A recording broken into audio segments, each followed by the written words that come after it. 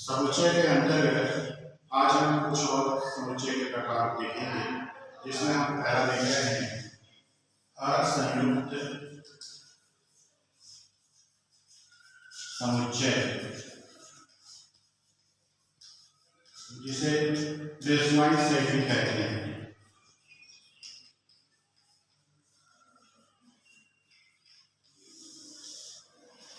मान लीजिए कि हमारे पास ए और बी दो ऐसे समुच्चय हैं। उदाहरण के लिए हम दे रहे हैं, जैसे इसमें 1, 3, 5, 7।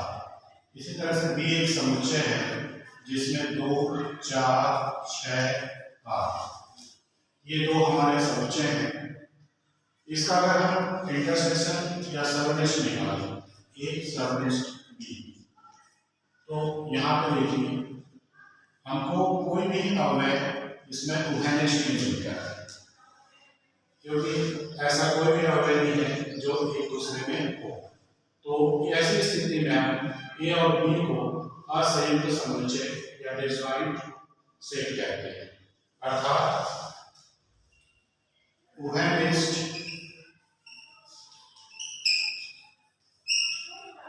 अवयव न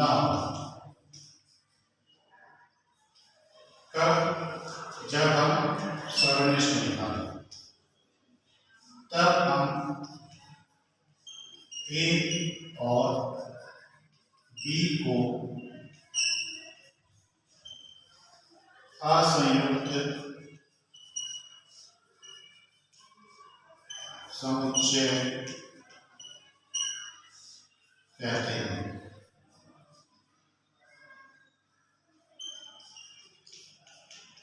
इसको अगर मैं आगे में देखें तो दोनों ही हमारा समुच्चय अलग अलग दिखाई देगा। जैसे ए है, यहाँ पे बी है, ए इंटरसेक्शन बी हमको 5 मिला, मतलब करेक्ट समुच्चय। तो यहाँ पे एक अगर हम दिखाएं 1, 3, 5, 7, वैसे यहाँ पे बी को दिखाएं 2, 4, 6, 8, तो कोई भी अवयव उभयनिष्ठ नहीं। अगला देखते हैं हम इसी में दो समुच्चयों का अंतर, जिसको हम अंतर समुच्चय कहते हैं।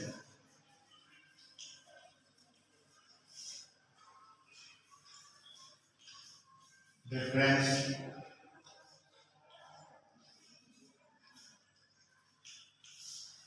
तो हम एक उदाहरण लेकर समझते हैं तो जल्दी समझ में आ जाएगा। जैसे हमारे पास एक समुच्चय है जिसमें 1, 2, 3, 4, 5 अवयव हैं। बी एक हमारा समुच्चय है 2, 4, 6, 8, 10। अब हमको ए माइनस बी निकालना है। तो यहाँ पर देखिए इसका अर्थ क्या होता है अंतर समुच्चय में, ए माइनस बी है, अर्थात ए के वे अवयव जो बी में नहीं है। तो यहाँ पे देखिए 1 है वो बी में नहीं है, 1 आएगा।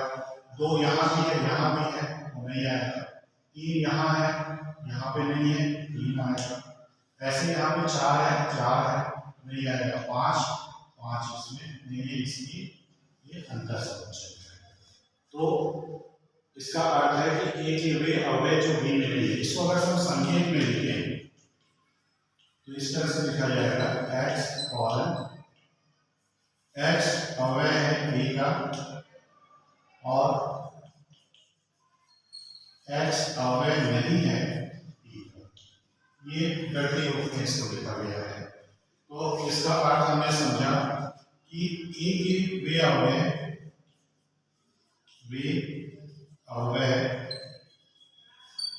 जो बी में ना हो। तो ऐसे अवयवों का जो समुच्चय होगा वह अंतर समुच्चय कहलाता है। अब हम देखने जा रहे हैं सममित समुच्चय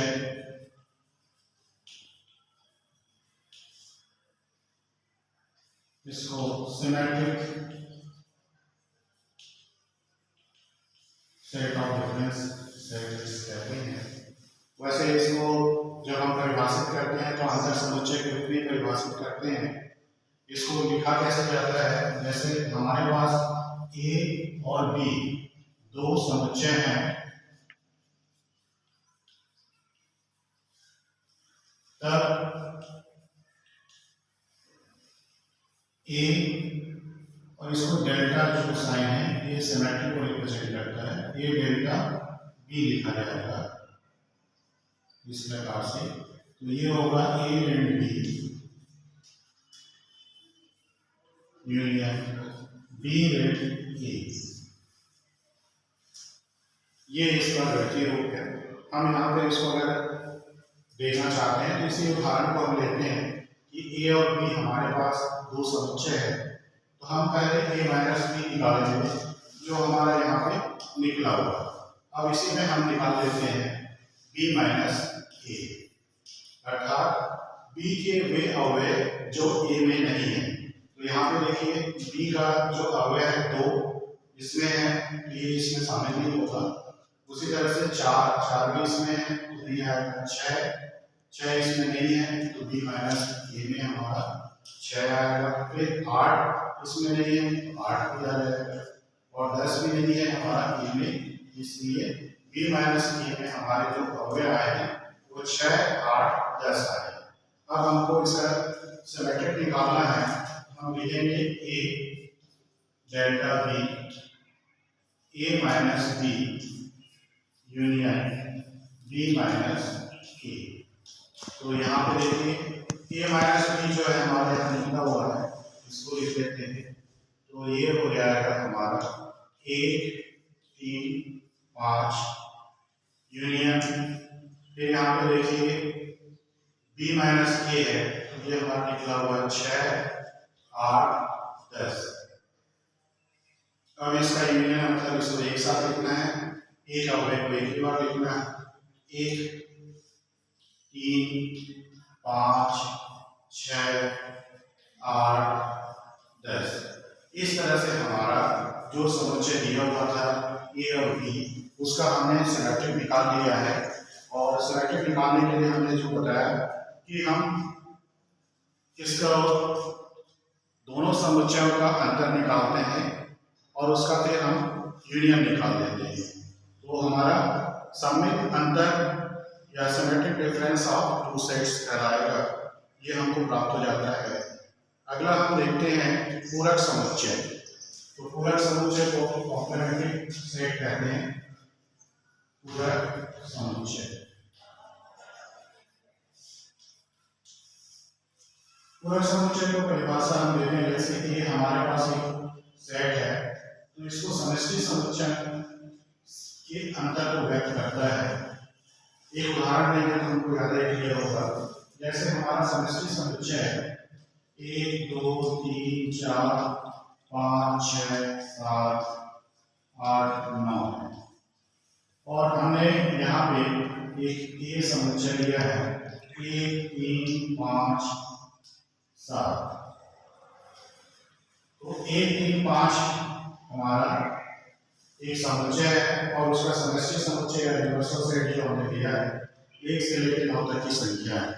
तो इसका हम पूरक समुच्चय निकालना चाहते हैं, तो पूरक समुच्चय ए यू माइनस ए, अर्थात यू के वे अवयव जो ए में नहीं है उनको हमको लिखना होगा।